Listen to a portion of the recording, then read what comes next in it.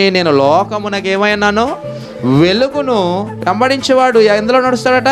చీకటిలో నడువక. అందుకే ఏ వెలుగటండి అది? చూడండి, పేరును చూడండి, ఏ వెలుగు అది?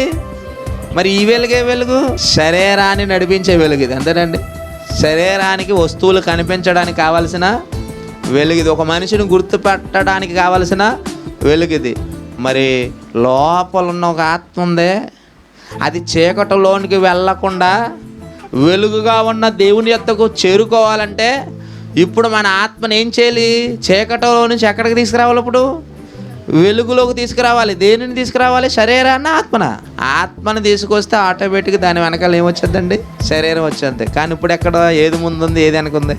శరీరం పాపం చేయడానికి ముందుంది, తినడానికి ముందుంది, బూతులు మాట్లాడడానికి ముందుంది కదండి, అలగడానికి ముందుంది, అవసరమైతే ఎదుటి వాళ్ళని లేపడానికి కూడా ముందుంది.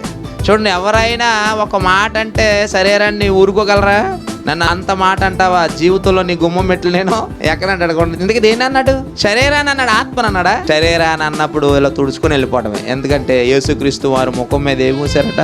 ఉమ్ము మూసారు. అరా నన్నే ఉమ్ము మూసావా, నీ శాల్తి కట్టమన్నాడా? ఏమన్నాడు యేసుప్రభు వారు? తుడుచుకున్నాడు లేదా?